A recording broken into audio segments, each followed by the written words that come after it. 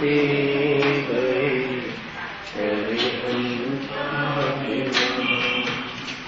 करी मंगल करी हो ग्रंथ करण को जाते मिले समाज सब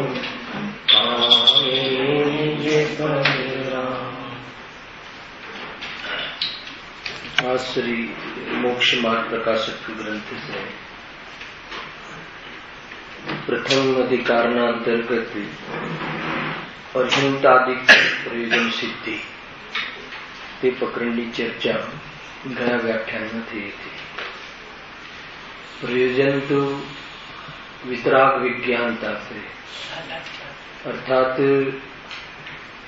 आजना परमात्मा प्रकाश न ग्रंथ न आधार पर निर्विकल्प समाधि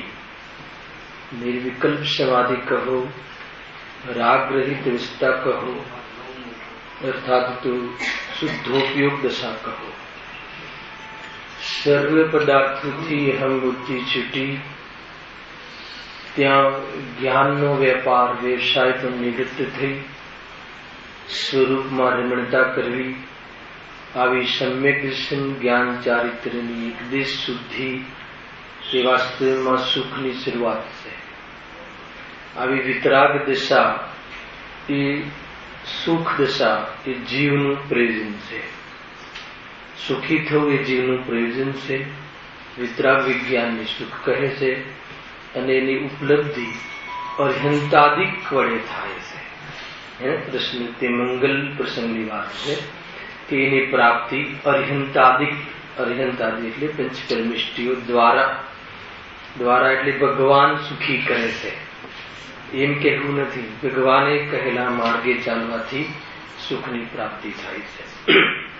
એકાંતે અર્હંત ભગવાને બતાવેલા માર્ગ પર ચાલવાથી સુખની પ્રાપ્તિ થાય છે. તેના અંતર્ગત થોડી ચર્ચા તો પહેલા કરી હતી, છતાં થોડીક રિવિઝનના રૂપમાં બી થોડી ચર્ચા કરીશું.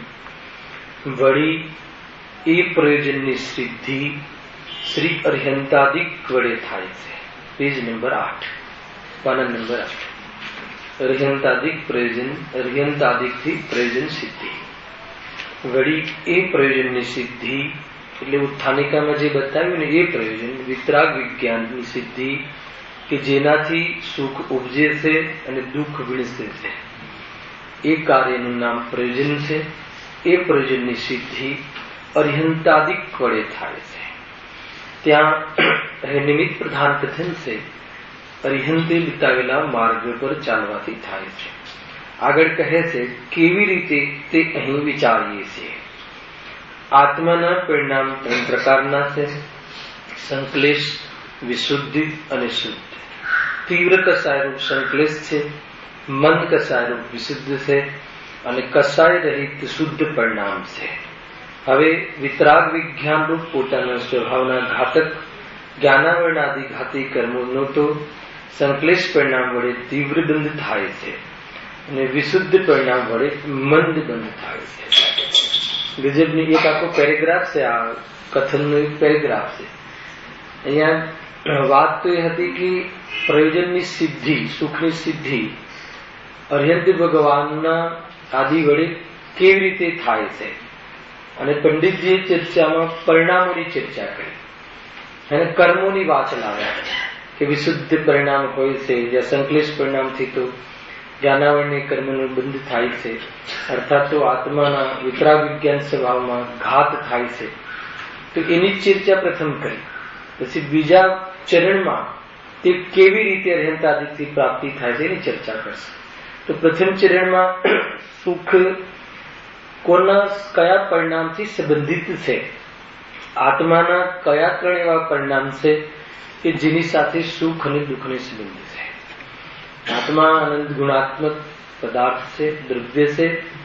અનંત ગુણોની અનંતી પર્યાયો એક સમયમાં વર્તી રહી છે.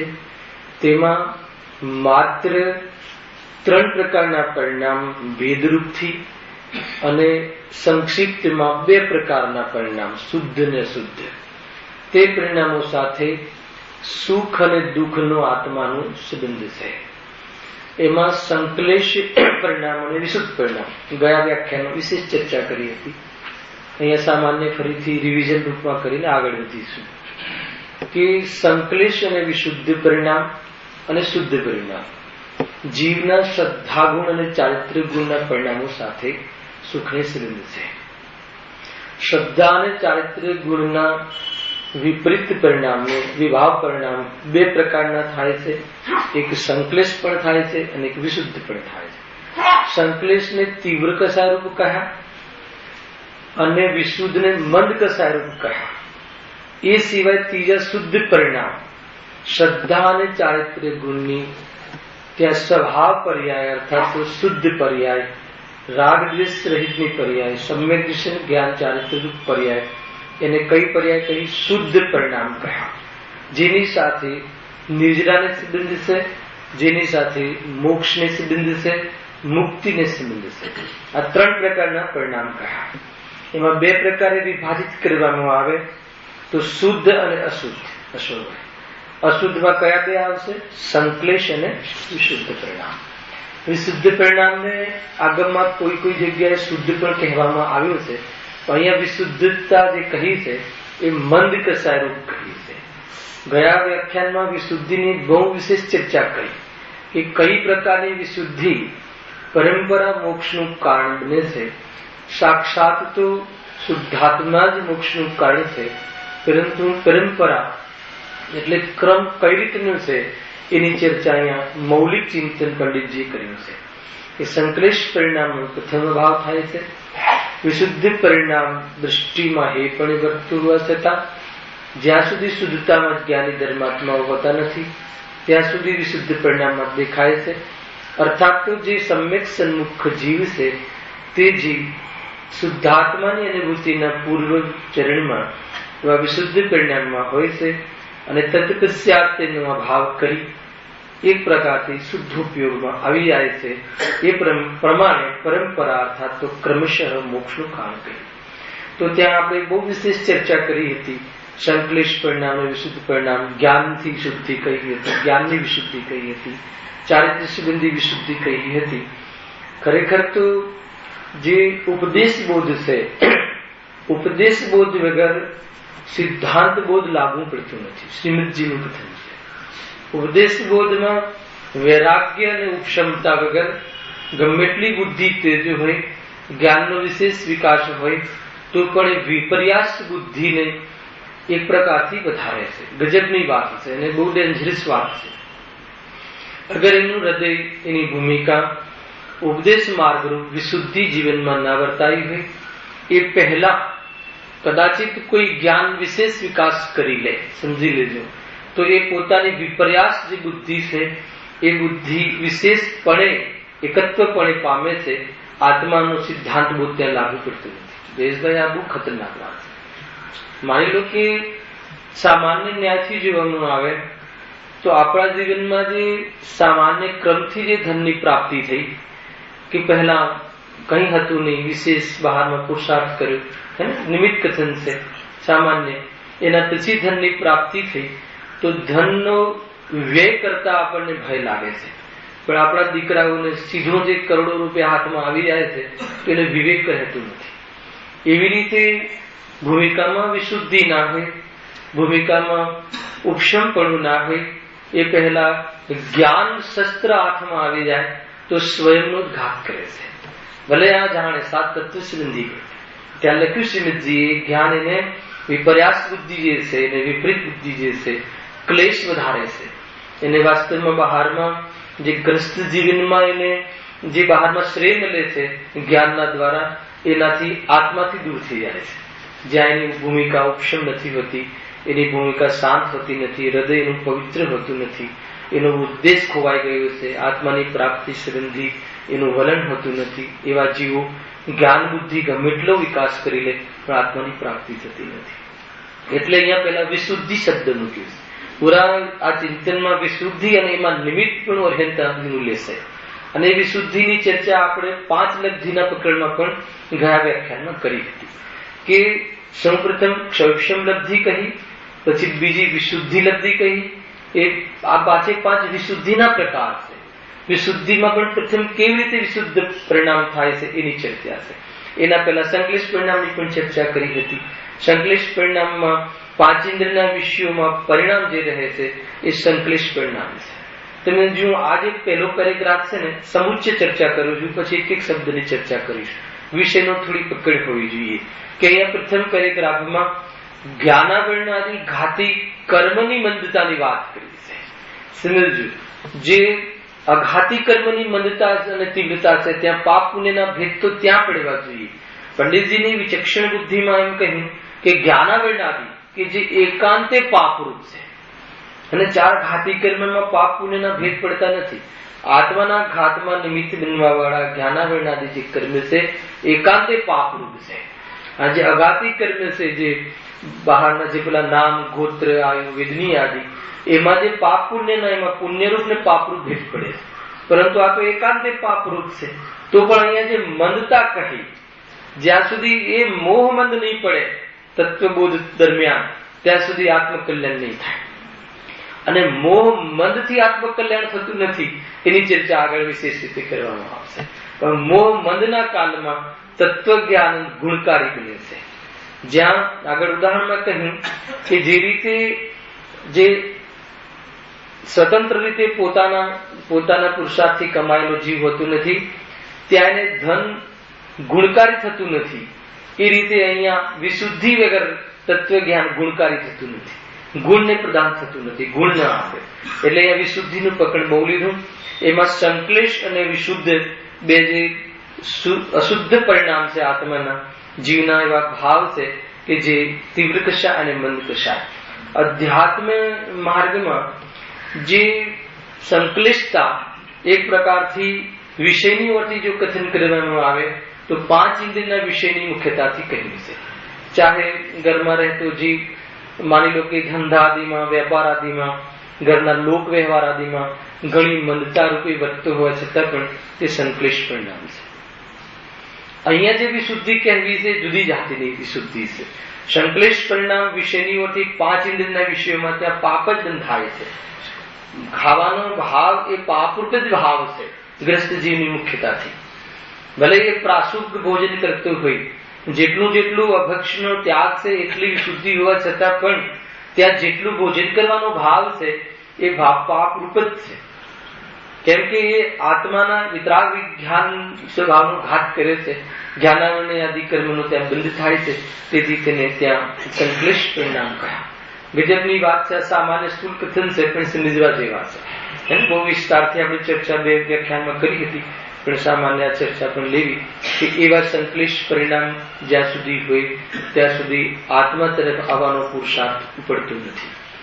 ગ્રસ્ત જીવનમાં ચાહે કોઈ પણ પ્રકારની વિશુદ્ધિ હોય, ત્યાં એક પ્રકારથી શું કહેવાય કે હોસ્પિટલો બંધાવાનો ભાવ હોય, બહારમાં સ્કૂલો બંધાવાનો ભાવ હોય, લૌકિક જે જ્ઞાન વાસ્તવમાં જ્ઞાન છે એ સંબંધી બહુ ધન આપવાનો ભાવ હોય, દુનિયામાં એને મનતા કહે છે.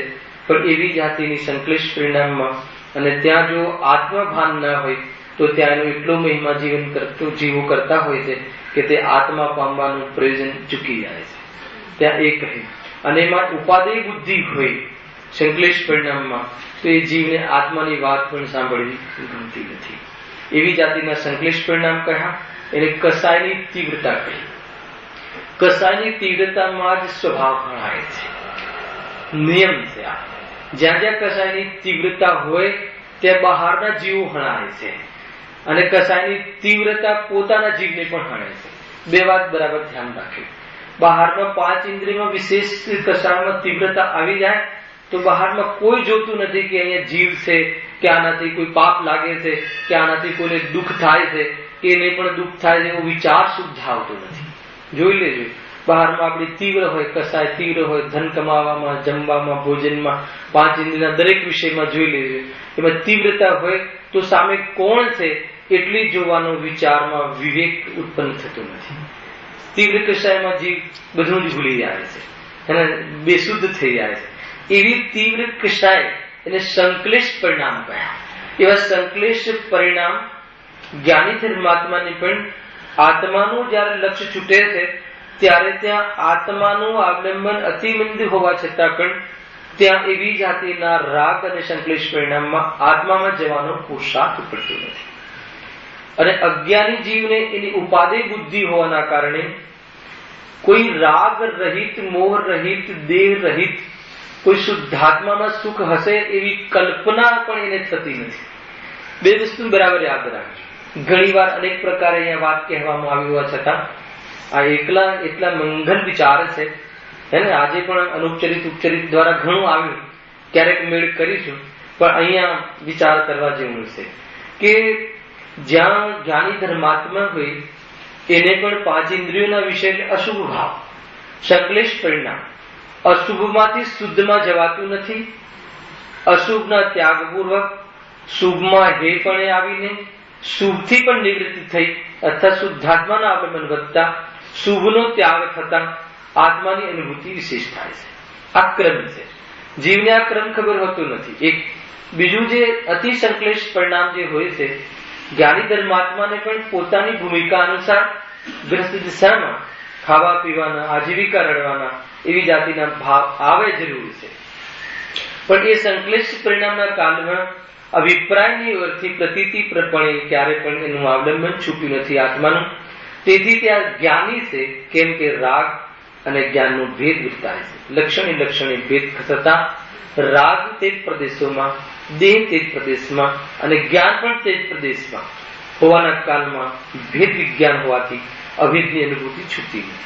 છતાં પણ જેટલું સંકલેશ પરિણામમાં ઉપયોગ ત્યાં લક્ષ્યગત થયો છે એ પરિણામ રહેવાના કાળમાં આત્મામાં જવાનો પુરુષાર્થ થતો નથી. એવું કોણ માને છે? જ્ઞાની માને છે. ખ્યાલ આવે? અને અજ્ઞાની એનાથી સુખ, એને જ કર્તવ્ય, એને જ જીવન, એટલું જ સીમિત જીવન માનતો હોવાના કારણે આનાથી કોઈ અલગ સુખ હશે, અર્થાત તો આનાથી અલગ કોઈ આત્માનું કાર્ય હશે, અર્થાત મુક્તિ કોઈ જીવ આત્માનું કોઈ ઉત્તમ ધર્મ હશે એવી જાતિની કલ્પના પણ કરતો નથી.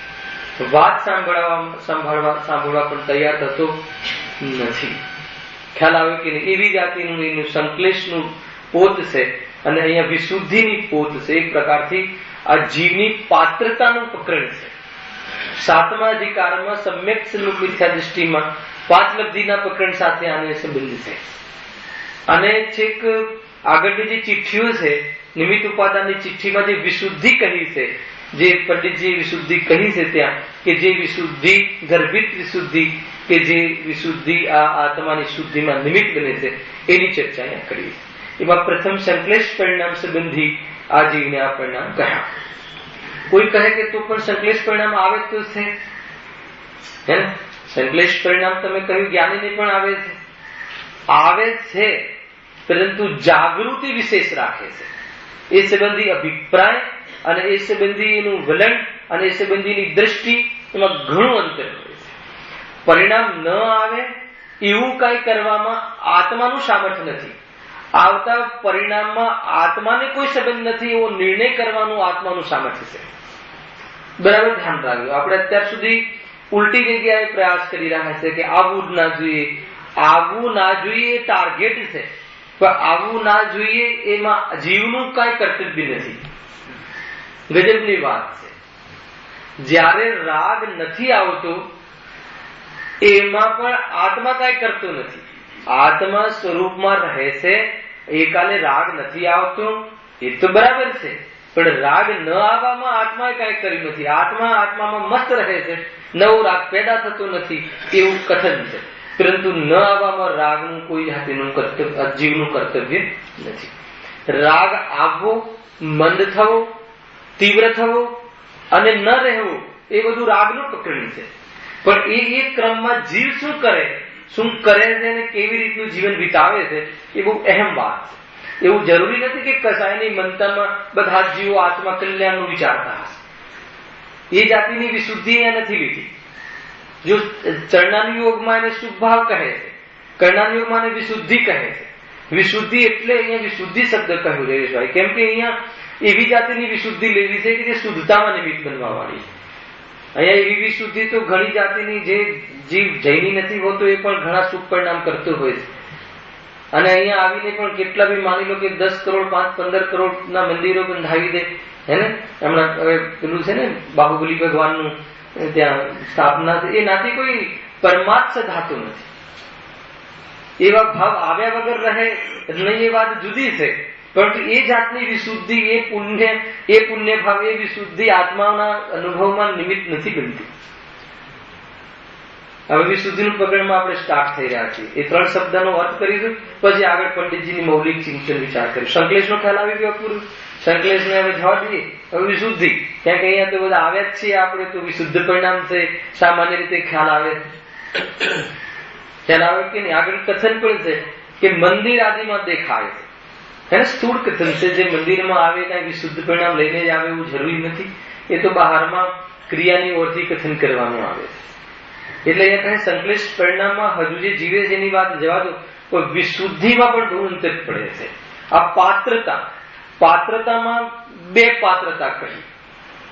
એક પાત્રતા કહી નીતિનભાઈ સંઘની પંચેન્દ્રિય પણ, અને બીજી પાત્રતા કહી 5 લબ્ધિ. પાત્રતા પરમાર્થ નહીં. આ પરમાર્થ તો શુદ્ધાત્મ શ્રદ્ધા ગુણની શુદ્ધ પર્યાય.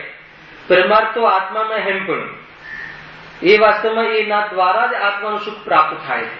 પણ એ જીવની પ્રથમ પાત્રતા કેવી હોય છે? તો બહારમાં 2 પ્રકારની કહી. સંયોગમાં સંઘની પંચેન્દ્રિય પણ કહ્યું, અને પરિણામોમાં 5 પ્રકારની લબ્ધિ કહી, વિશુદ્ધિ લબ્ધિ આદિ કહી. એ વિશુદ્ધ પરિણામની ચર્ચા આપણે અહીંયા કરવાની છે. સંઘની પંચેન્દ્રિય પણ કહેતા શું યાદ આવી જવું જોઈએ? પૂર્વ મેં ગયા પીરિયડમાં તમને જ પૂછ્યું હતું, ખ્યાલ છે? શું જવાબ હતો? સંઘની પંચેન્દ્રિય પણ કહે તો શું યાદ આવવું જોઈએ? આપણે અહીંયા પાત્રતામાં લઈએ છીએ આત્મા દ્રવ્યની પ્રાપ્તિની પાત્રતામાં સૌપ્રથમ આચાર્ય દેવે ત્યાં સંઘની પંચેન્દ્રિય પણ કહ્યું. સંઘની પંચેન્દ્રિય પણ એટલે 5 ઇન્દ્રિય અને મનસબંધી જેને જ્ઞાનનો વિકાસ છે એવા જીવોને આત્મદર્શનની ઉપલબ્ધિ સંભવ છે. એથી નીચેના જીવોને સંભવ નથી. એટલે પહેલા તો આપણે એમાં છીએ સંઘની પંચેન્દ્રિય પણ. તો સંઘની પંચેન્દ્રિય પણ કહેતા અર્થાત તો મનુષ્ય પણ કહેતા આપણને શું ભાવ વાસના થવી જોઈએ? અને એ વાત કહી હતી ને રાકેશભાઈ, પૂછ્યું હતું લાસ્ટ, ફરીથી પૂછીએ છીએ તો એટલા માટે કે ખ્યાલમાં નથી રહેતું. અને જ્યાં જ્યાં આપણને મનુષ્ય પણ કહીએ તો આપણને શું યાદ આવે છે? હે ને, મનુષ્ય ગુણ કહેતા એમ લાગે કે ભાઈ બહારની ચીજો યાદ આવે છે કે મનુષ્ય બુદ્ધિશાળી પ્રાણી છે, બહારમાં મતલબ કે આ પ્રકારનું કોમ્પ્યુટરની શોધ કરી શકે છે. અહીંયા મનુષ્ય ગુણ કહેતા કે એટલી પાત્રતા તો તને કોઈ કશાયની મિનતામાં મફતમાં મળી ગઈ છે, હે ને, કે સિદ્ધ અવસ્થાનો પુરુષાર્થ કરી શકે. તમે જો કોલેજમાં ગયા વગર 8 વર્ષે તો એની પાત્રતા પર્યાયની એવી થઈ જાય છે, એવો ઉર્ધ સ્વભાવ પ્રાપ્ત થઈ ગયો છે કે 7 તત્વ સંબંધી વિચાર કરી અને તત્વ જ્ઞાનની પ્રાપ્તિ કરીને જીવ મોક્ષનું મંડાન કરી શકે છે. વિશેષ પુરુષાર્થ કરે તો મનુષ્ય અધિ 4 ગતિથી મુક્ત થઈને સિદ્ધ અવસ્થામાં જઈ શકે છે. એવું મનુષ્ય પણ, અને એમાં પણ ભેદ કરવો હોય તો એક સંઘની પંચેન્દ્રિય, તો સંઘની પંચેન્દ્રિયમાં 4 ગતિના જીવો લેવા, અને મનુષ્ય પણ કહીએ તો આપણા જીવ લઈ લેવા. તો મનુષ્યપણામાં એ સિદ્ધ અવસ્થાનો પુરુષાર્થ થઈ શકે છે મનુષ્ય ગતિમાં.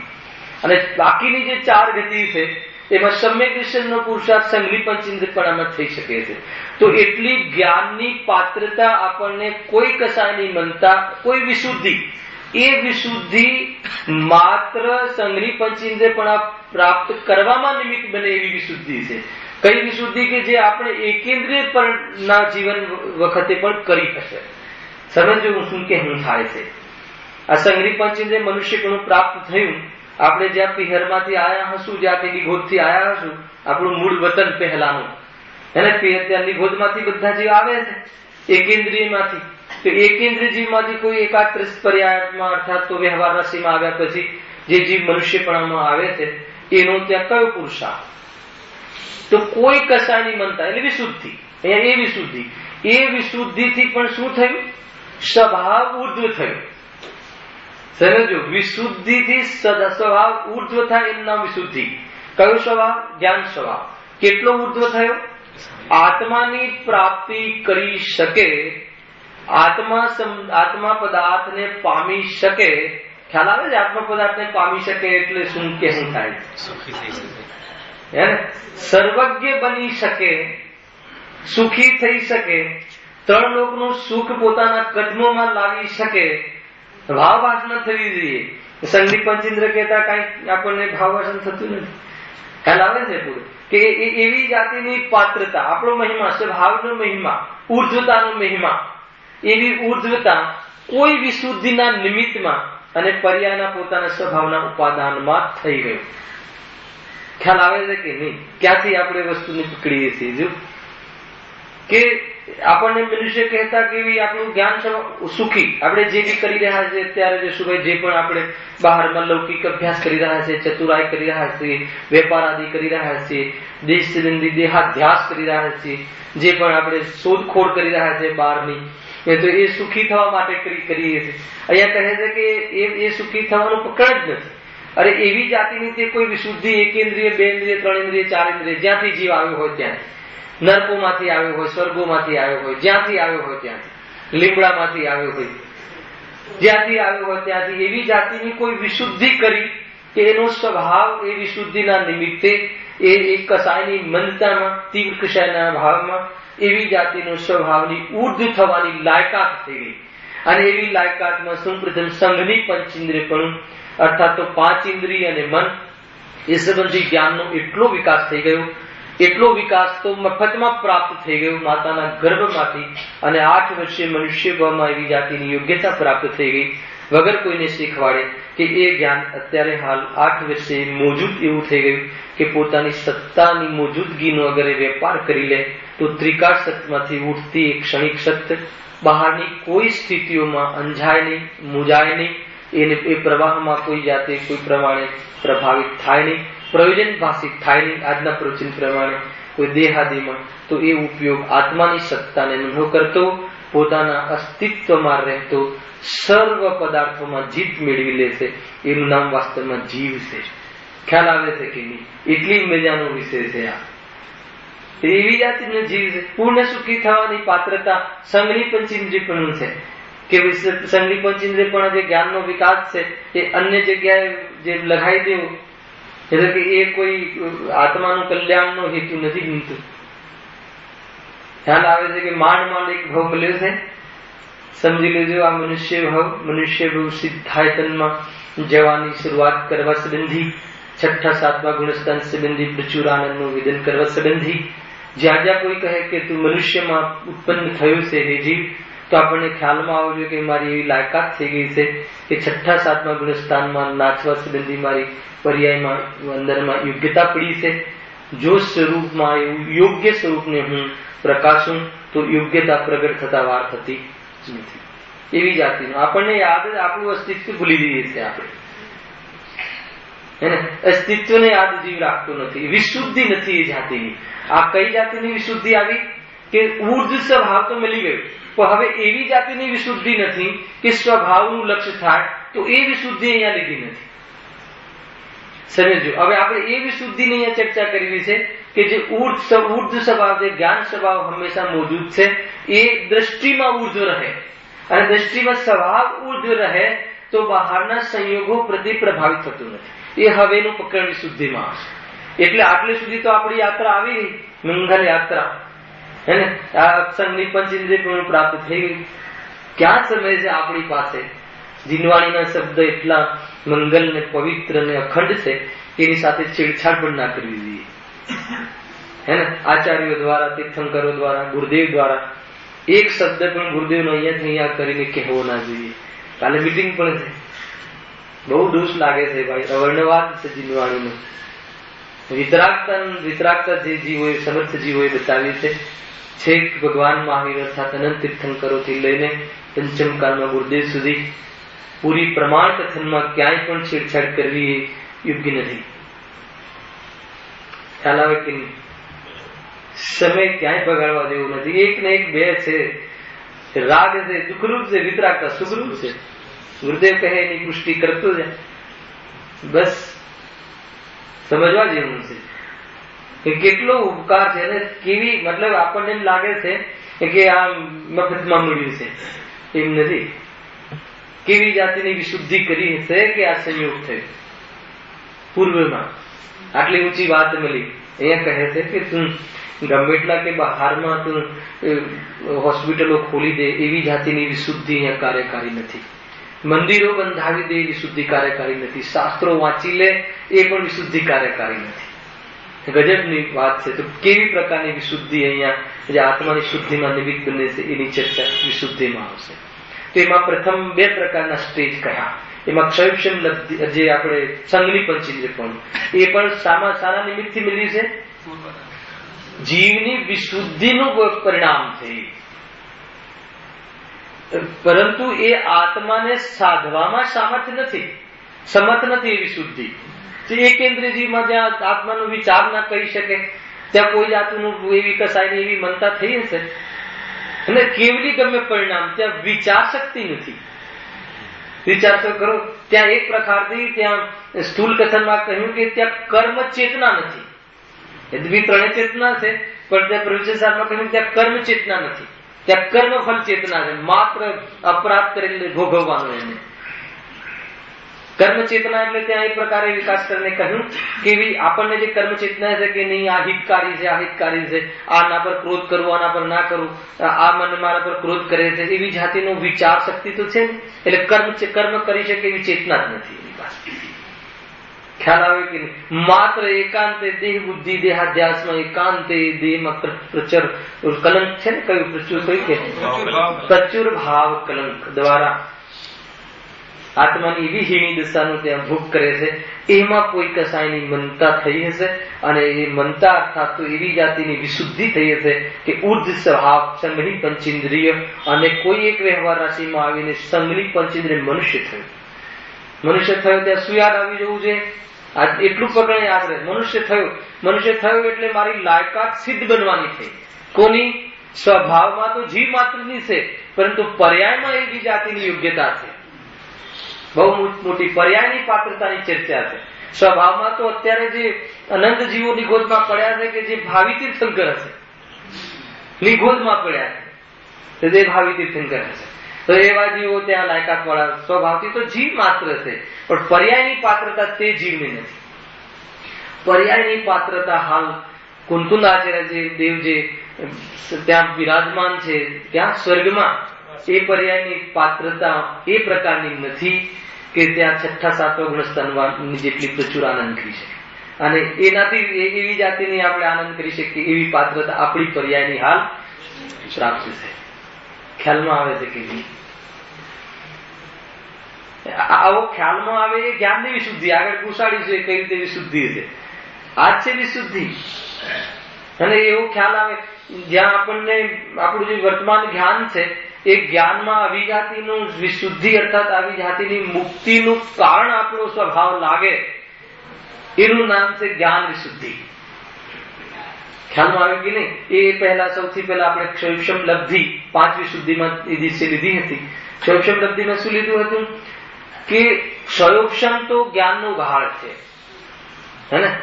ક્ષયોક્ષમ તો જ્ઞાનનો ઉઘાડ દરેક જીવ માત્રને છે, એકેન્દ્રથી લઈને સંઘની પંચેન્દ્રિય જીવને, અને કેવલ જ્ઞાન તો પૂર્ણ ઉઘાડ થઈ ગયો છે. તો એ તો ક્ષયોક્ષમ થયો, પણ એ ક્ષયોક્ષમ લબ્ધિ એ જ્ઞાન અનંત કાળથી અર્થાત આ ભાવની મુખ્યતાથી ચર્ચા કરીએ તો અત્યાર જેટલા વર્ષ થયા ત્યાં સુધી બહારમાં એ જ્ઞાનનો વપરાશ કર્યો, બહારના ચતુરાયમાં બહારના જ્ઞાન એ ઉપયોગ કર્યો. હવે એ તો ક્ષયોક્ષમ થઈ ગયું.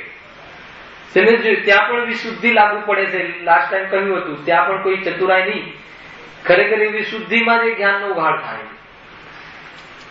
પણ એ જ્ઞાન પોતાના આત્મા માટે લગાવવાની તૈયારી કઈ રીતે? હજુ એ આ દેવશાસ્ત્ર ગુરુ પાસે આવ્યો નથી, હજુ કોઈ જૈનમાં જન્મ્યું છે એવી વાત નથી, ભલે કોઈ બી પક્ષમાં જન્મ્યું હોય, પરંતુ એને જ્ઞાનનો એટલો વપરાશ કર્યો, ક્ષયોક્ષમ ઉઘાડનો એટલો દુરુપયોગ કર્યો, પણ એને એવું લાગ્યું કે મને ક્યાંય આત્મા શબ્દ પણ જાણતો નથી, સુખ ભાષિત થતું નથી. હવે એ જ્ઞાન ત્યાં યુટિલિટી કરવા માંગતો નથી, એ જ્ઞાન સુખની શોધમાં યુટિલિટી કરવા તૈયાર થયો. એ જ્ઞાન સંબંધી જ્ઞાનના મુખથી આત્માની ચારિત્ર સંબંધી વિશુદ્ધિ છે. તો વિશુદ્ધિ ચારિત્રમાં જ લાગુ પડે છે. સમજો, શ્રદ્ધા અને ચારિત્રમાં ગોત્ર ઢીલા પડવા એટલે એક પ્રકારથી એના બાહુ પાસ ઢીલા પડવા, એક પ્રકારથી મિથ્યાત્વની જડો ઢીલી પડવી, એ શ્રદ્ધા સંબંધી વિશુદ્ધિ છે. અને ત્યાં ઉપદેશ બોધ કે જ્યાં એક પ્રકારથી વૈરાગ્ય અને ઉપશમ વર્તાય રહેવું, પર્યાયમાં હંમેશા વિરક્ત રહેવું, એ જાતનું એ વિશુદ્ધિ ચારિત્ર સંબંધી વિશુદ્ધિ છે. પરંતુ જ્ઞાન તૈયાર થયું, જ્ઞાન વિચાર જ્ઞાનમાં પણ એ પ્રમાણે આવી ગયું કે ક્યાંય પણ સુખ તો છે નહીં. અને આ સ્વાભાવિક છે. તમે કેટલા બી જીવોને મળો કે બહુ કમાવ્યા ધમાવ્યા બહુ કર્યું પણ કઈ સુખ લાગતું નથી. બધું જ બરાબર મળી ગયું આપણા વિચારો પ્રમાણે, દીકરાઓને વહુઓ મળી ગઈ, બહારમાં સગા મળી ગયા, બધું બરાબર મળી ગયું, પણ ખબર નહીં કઈ સુખ જેવું લાગતું નથી. તો એ જે સુખ જેવું લાગતું નથી, તો એ લાગતું નથી એવું જે આંદોલન છે જયેશભાઈ, એ જ્ઞાન હવે કઈ જગ્યાએ હવે શોધ કરવા તૈયાર થઈ ગયું સાચા સુખનું, એ છે જ્ઞાનની ઓરથી વિશુદ્ધિ. જ્યાં સુધી ભૂખ નહીં લાગે ત્યાં સુધી ભોજન ગુણ કરતું નથી. આ ભોજનમાં પણ નિયમ છે, ખરેખર નિયમ છે. પેટ ભરેલું હોય તો ગમે એટલું ખાવ તો ગુણ ના કરે, અજીર્ણ કરે. અને ભૂખ લાગે હે તો શેકેલા ઘઉંના દાણા પણ ગુણ કરી જાય. ખ્યાલ આવે છે કે નહીં? એ રીતે આ ભૂખની વાત છે. વિશુદ્ધિ કહો, સુખની ભૂખ કહો, સુખની શોધ કહો, સાચા સુખ સંબંધી મૂંઝવણ કહો. બેન્સલી કહે છે ને, મૂંઝવણ હોય એ માર્ગ કરી લે. પણ જેને મૂંઝવણ જ ના હોય, બધું બરાબર છે, હલાવે કે બધું બરાબર ચાલે છે. એને ઘણા જીવ સાતાના ઘેરમાં સૂતા હોય છે, અને જીવ અસાતાના ઉદયમાં સાતાની રુચિ કરે છે. બે પ્રકારના જીવો છે. એક સાતાના ઘેરમાં સુઈ ગયો છે અને એક અસાતાનો ઉદય હોય છે તો સાતાની શોધ કરે છે બહારમાં સંયોગો દ્વારા. પરંતુ સાતા સ્વભાવ, શાંત સ્વભાવનો એને ખ્યાલ નથી કેવી જાતિનો જીવ હોય છે. બોલો હે ને? એટલે શું કેટલે આવે કે જે જ્ઞાન છે એ જ્ઞાનનું યુટિલિટી કોઈ અન્ય જગ્યાએ કરે છે. એ હવે એને એમ લાગે છે કે નહીં, ક્યાંય આ તો આત્માની શુદ્ધિ તો સુખ તો ક્યાંય લાગતું નથી, હંમેશા અસંતુષ્ટ રહે. આ છે જ્ઞાન પ્રાપ્ત થવાનું લક્ષ્ય. અસંતુષ્ટ રહે એટલે હજુ લઉં એમ નહીં. અસંતુષ્ટ એટલે દરેક ચીજો મળી એનાથી સુખ થતું નથી એવી અસંતોષ એને ખ્યાલમાં આવે કે નહીં, સુખ કોઈ બીજું છે એવું એને ખ્યાલમાં આવે. હજુ કોઈ જૈનીના ક્ષેત્રમાં આવ્યું નથી, કોઈ જરૂરી નથી. સમજો, એવી પાત્રતા આવે, પાત્રતા વિશુદ્ધિ, એવી જાતિની વિશુદ્ધિ. એ વિશુદ્ધિ થઈ ગયા પછી જે ચારિત્ર સંબંધી વિશુદ્ધિ છે, જે બીજી વિશુદ્ધિ, બીજા નંબરની લબ્ધિ કહેવાય વિશુદ્ધિ લબ્ધિ. એ કઈ લબ્ધિ છે કે એ જે યુટિલિટી કરવા તૈયાર થાય, શોધ ચાલુ થઈ જાય એટલે બહારમાં આવે એને વૈરાગ્ય અને ઉપશમ. બે પ્રકારના કાર્ય થાય છે કે ગ્રસ્ત દિશામાં કુટુંબી પ્રત્યે અનાસક્ત પણ ઉત્પન્ન થાય છે. એ વૈરાગ્ય, આસક્તિ ત્યાં મંદ પડે છે. આટલી વિશુદ્ધિ થઈ જાય વિચાર માત્રથી કે નહીં અહીંયા સુખ છે જ નહીં. કરોડો કમાય તો પણ કોઈ શાંતિ નહીં. ઉપરથી કરોડો કમાય તો ઓર એમાં ઝઘડા ને, ભાઈઓના ઝઘડા ને, ગુંડાઓના ભય ને, બહારના સરકારના લફડા ને, એમ લાગે કે નહીં આ કોઈ સુખની જાતિ નથી, એવું એને ખ્યાલ આવવો જોઈએ. ભયથી નહીં, અંદરમાં વિચાર આવે છે કે ના કોઈ અંદરમાં આકુલતા જ રહે છે, નિરાકુલતા તો થતી જ નથી. એનો અર્થ એ થઈ ગયો કે મેં જે સુખ માન્યું છે એ સુખની જાતિ નથી. એવી જાતિની જ્ઞાનની તૈયારી, અને તૈયારી થઈ ગયા પછી તે સંબંધી અનાસક્તિ, આસક્તિ મંદ પડવી. ગ્રસ્ત દિશામાં દીકરાઓ દીકરીઓ પ્રત્યે આસક્ત પણ ઘટી ગયું. ખ્યાલ આવે કે નહીં? ભલે પોતે મતલબ કે ચરણાની સંબંધી જીવન જીવે પણ બાળકો પ્રત્યે એટલી આસક્તિ હોય છે કે તું તો લઈ લે બેટા, દવા લઈ લે, તું તો આમ ખરી લે. જે પોતાનામાં સમાજના ડરે અને કલ્પના નથી કરતો એ બાળકોમાં કલ્પના કરે. ખ્યાલ આવે કે નહીં? એનામાં કાંઈ છૂટ્યું નથી. પોતે બ્રેડ છોડી દીધી હોય પરંતુ દીકરો બ્રેડ વગર રહી જાય એવો ભાવ થતો હોય તો કહે કે કાંઈ છૂટ્યું નથી. ઘણા મા બાપ ને લાગે છે ને કે અત્યારે બધી પાર્ટીઓ ચાલે છે ને, ડીજે પાર્ટી ત્યાં ને એક ભાઈ ત્યાં લગ્નમાં આવે એટલે બધું સાંભળવા મળે. એ ડીજે નો અર્થ કરે ખબર છે કે હવે જૈનોમાં બી ડીજે ઘૂસી ગયું છે. તો ડીજે નો અર્થ કરે કે દિગંબર છે, દિગંબર છે પાર્ટી. શું બોલે છે, શું કરે છે. હમણાં આપણે આવે નીતિન મેરેજ માંથી તો હું બેઠો છું ત્યાં, ખ્યાલ હોય ને આપણે ડ્રેસ બદલાઈ જાય એટલે ક્યાં હશે સામાન્ય. તો બધી વાતો થતી અને છેલ્લે બેસી એટલે ઘણું બધું ખ્યાલ આવે કેવી જાતિની વિચાર શક્તિ સમાજમાં ચાલતી હોય. અને અમને ત્યાં જીપ લેવા આવી હતી અમદાવાદ. તો વચ્ચે અમે રાકેશભાઈ બધા બેઠા હતા અને પાછળ કોઈ જેનું ત્યાં મેરેજ હતું એની બેનપણી કે ફ્રેન્ડ્સ જે પાછળ બેઠી હતી એ ઓર ચર્ચા કરતી હતી કે એમાં એક દીકરી કહે કે સવારે વહેલા ઉઠવું જોઈએ, 5 વાગે અમે ઉતર્યા હતા એટલે 5 વાગ્યાની વાત આવી કે સવાર કેટલી સુંદર છે. તો કે 5 વાગે આપણે સવાર કેટલી સુંદર લાગે છે. તો એક કોઈ દીકરીએ કહ્યું તો બીજી બેન એમ કહ્યું કે બપોરમાં અને સવારમાં ફરક શું છે? બપોરે પણ આજ બધું હોય છે, સવારે આજ હોય છે. આપણે તો 8 વાગે ઉઠવું જોઈએ. અને જો ખ્યાલ આવે છે, મારું કેવું એ છે કે એ વખતે અમે જે વચ્ચે બેઠા હતા અમે 3 જણ સામાન્ય આત્માની વાત કરતા હતા. 5 વાગે ઉઠીને અમે સામાન્ય ચર્ચા કરતા હતા. તો મેં રાકેશભાઈને કહ્યું કે જો કે પુણ્ય જે અધમ પુણ્ય, લાસ્ટ ટાઈમ આપણે પૂછ્યું અધમ પુણ્ય આવું હોય કે તમને યોગ કરી દીધો એ જ જીપમાં એ જ સાધનમાં ત્યાં એવા ભાઈઓ પણ છે કે જે આત્માની ચર્ચા કરે છે, એના યોગમાં તો તમે આવી ગયા પરંતુ એ છે તેમથી કોઈ ભાવ નથી આવતો. તો શું થઈ ગયું એના? અને એક આત્માની વાત થઈ રહી છે ને સાચા સુખની વાત થઈ રહી છે એ સંબંધી લક્ષ્ય જતું નથી. અને પાછળ ઉપરથી એની ઉલટી વાતો થઈ રહી. તો એ વખતે મેં ધ્યાન કરાવ્યું આવું થાય. એવા પુણ્ય કરી લઈએ તો અહીંયા સુધી આવી જઈએ, કિનારા પર આવીને ડૂબવા જેવું છે. ખ્યાલ આવે કે નહીં? સોનગઢમાં આપણે રહીએ ને આપણામાં સોનગઢ રહે પણ આત્મા વગર રહી ગયું એ જીવની દશા છે. જીવની આવી દશા. હૃદય મળ્યા પણ કાંઈ ના કર્યું શું થયું એમ. એટલે આપણને ખ્યાલ આવે કે કોઈ પુણ્યમાં ફાલતુ પુણ્યમાં ધન જ નથી. જ્યાં આત્મ સન્મુખતા વાળી જે વિશુદ્ધિ છે, જે પેટની વિશુદ્ધિ છે, એ વિશુદ્ધિ વગર આગળ કોઈ નિમિત્ત બનતું નથી.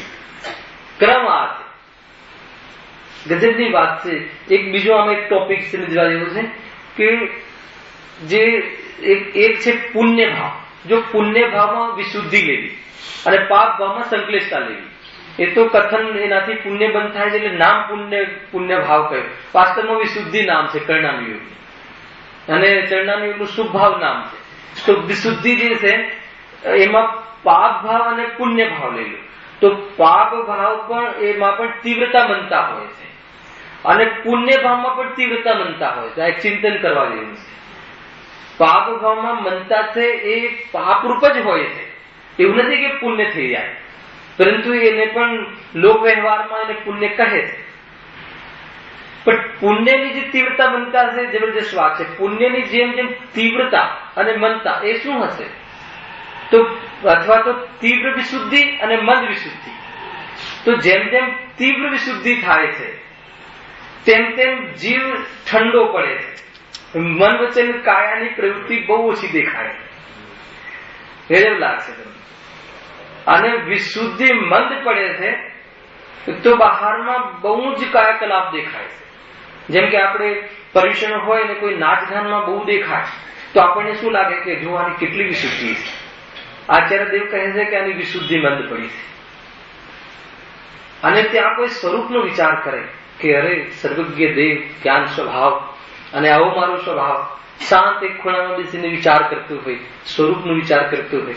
આત્મ સન્મુખમાં વિશુદ્ધિની તીવ્રતા કામમાં આવે છે. વિશુદ્ધિ મંદ પડે તો બહુ જો આપણે જે સર્વાત સિદ્ધિના દેવો છે ને એને એ ક્યાંય આવતા જતા નથી. એની વિશુદ્ધિ બહુ મંદ છે.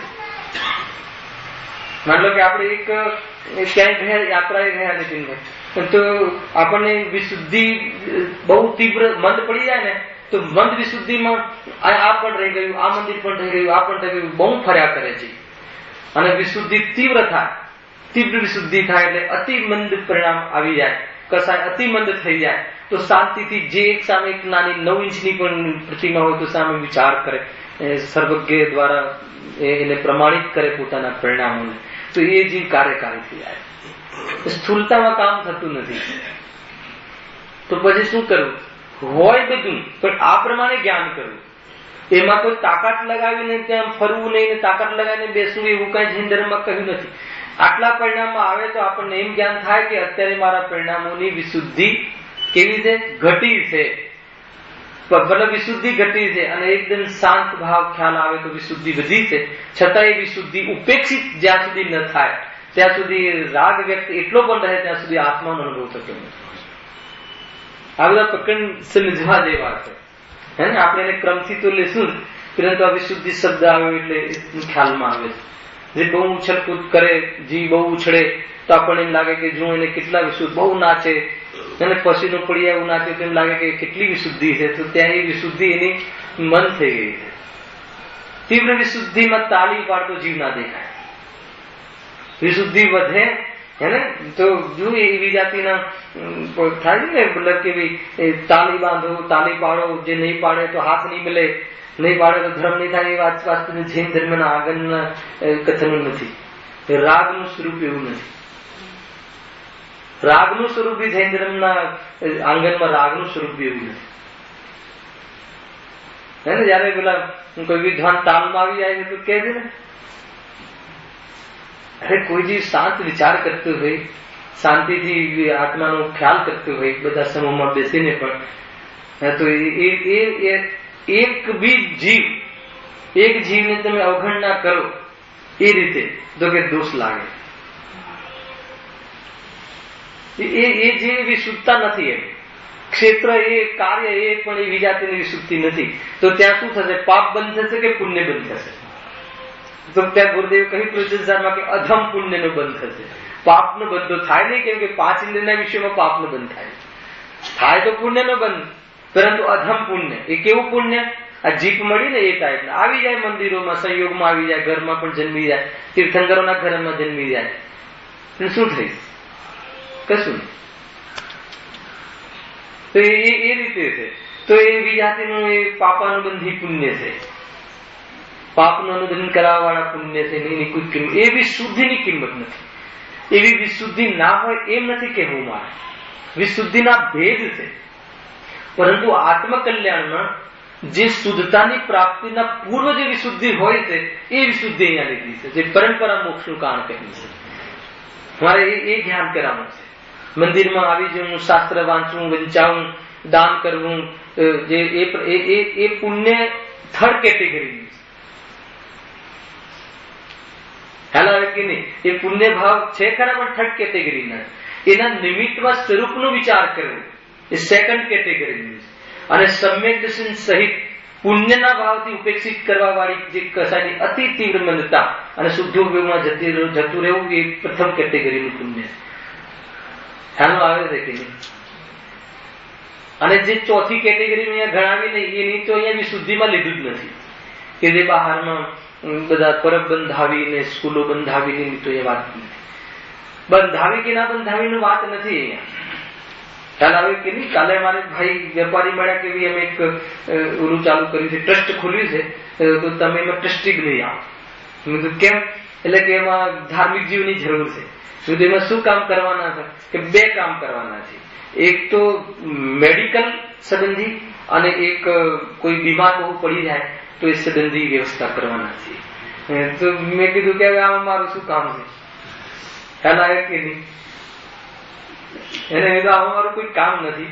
તમે જે કાર્ય કર્યો છો એનો કોઈ નિષેધ છે એમ પણ નથી, પરંતુ એ કોઈ આત્માની વિશુદ્ધિ સંબંધી કોઈ કાર્ય નથી. ખ્યાલમાં આવે છે કે નહીં? કોઈ એવો ભાવ આવતો હોય તો કઈ ખરાબ છે અને સારો છે એ ભેદ નથી કરાવતો. એ આવે તો આ સંબંધી વિશુદ્ધિ નથી. એ આવે તો એ તો એનું કામ કર્યા કરે. દશામાં એવા ભાવો આવે ન આવે એ મારું કહેવું નથી.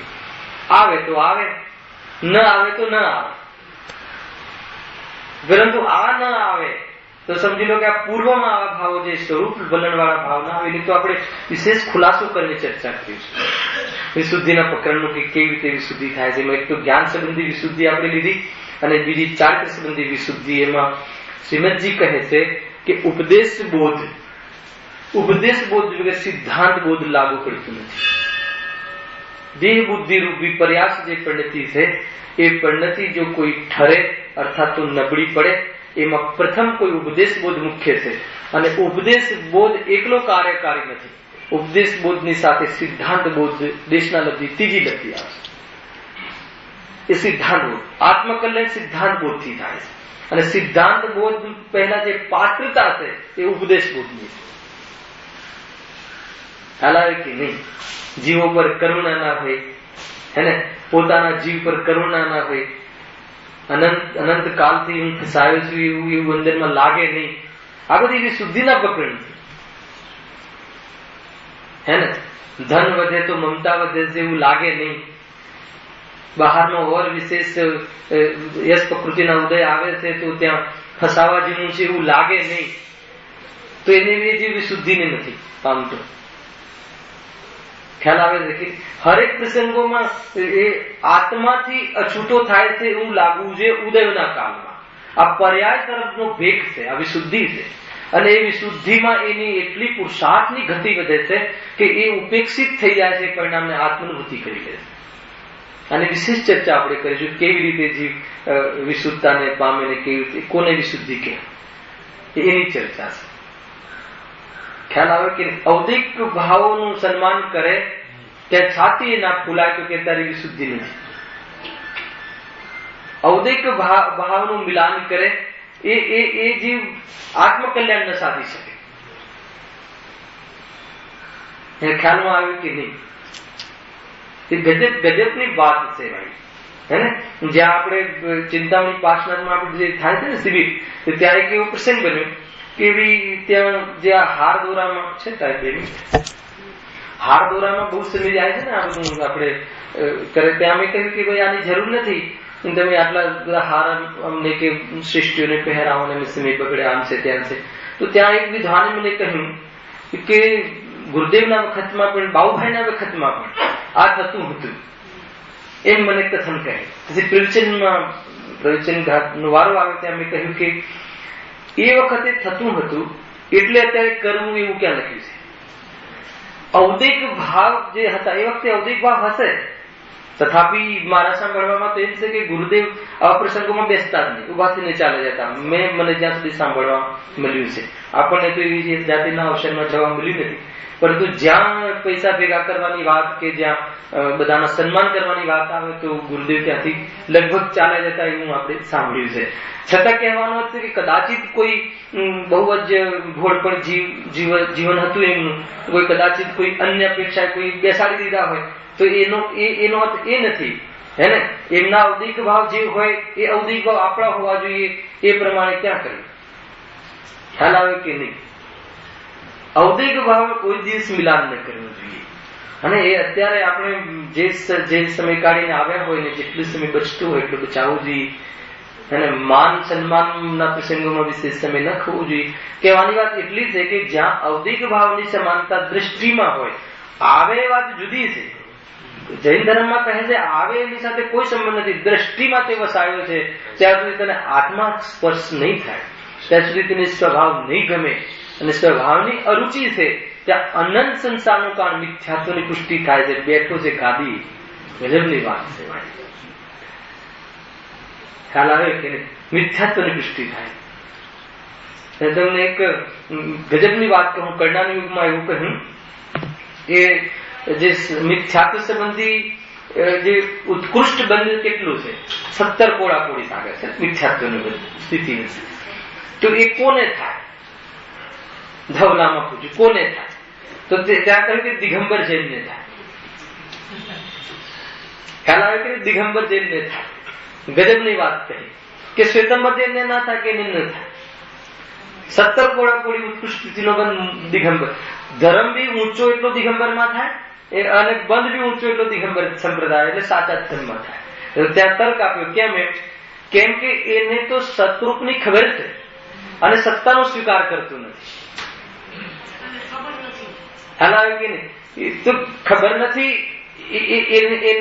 એનો અંત થઈ જશે એમ વાત નથી, પણ ઉત્કૃષ્ટ બંધ તો અહીંયા કરે છે કે ભાઈ તને ખબર છે કે તને સત્તા તારી ન્યારી છે, ખબર છે સાત તત્વોની પ્રત્યેક સત્તા ખબર છે, છતાં પણ તું કહે છે કે એનો સ્વીકાર નથી કરતો, તો આ તો તલવારના ધાર પર ચાલવા જેવું ધર્મ છે. થોડું પણ ચૂકે તો સીધો કે 17 કોડાકોડી બંધ થશે. ત્યાં તને થોડી પણ દ્રષ્ટિમાં કોઈ જો તને તો ખ્યાલ છે કે રાગ દ્રષ્ટિ કરવા લાયક નથી, દ્રષ્ટિમાં હે પણ એ વર્તે છે જ્ઞાનીઓને. પેલાને તો ખબર જ નથી રાગ શું ને વિતરાગતા શું ને, તો કહે કે તને ખ્યાલ છે છતાં પણ તું કહે છે કે એની સાથે તું અન્યાય કરે છે સ્વભાવ સાથે, તો કે એવી જાતિના પરિણામમાં આમ બહારથી તો કેવો સાકર જેવો મંદ લાગે, 17 કોડાકોડીનો બંધ કરતો. સાચા ધર્મનો અવર્ણવાદ એ 17 કોડાકોડી બનવા નિમિત્ત ને. સાચો ધર્મ હાથ પર હોય છતાં પણ કહે છે કે વસ્ત્ર સહિત ગુરુ માને મનવાય. ગુરુદેવ વારંવાર આવતું તો કે નિગોદનો બંધ કરે, 17 કોડાકોડી સાગરનો બંધ. આવા પરિણામ બહારમાં તો બહુ સરસ લાગે, પણ કહે છે કે ગાદીએ બેસીને વિશુદ્ધિ નથી હોતી. તો કહે છે કે કોઈ ઉપદેશ બોધ અંદરમાં વૈરાગ્ય ના હોય, જીવતું જાગતું વૈરાગ્ય. વૈરાગ્ય એટલે કોઈ દુઃખ નહીં, વૈરાગ્ય એટલે હંમેશા સુખ, વિરક્ત રહે. દુનિયામાં બોમ્બ ફૂટે કે ઘરમાં બોમ્બ ફૂટે, આપણામાં કાંઈ થતું નથી એવી જાતિનું વૈરાગ્ય બન્યું રહે, એ જીવ અહીંયાથી નીકળીને મુનિ દશા ગ્રહણ કરે. વિશુદ્ધિ વિશે મૌલિક ચિંતન વિશેષ આપણે આગળના પ્રવચનમાં કરીશું, અને એના પછી ક્રમથી સાથે સહેજાનંદી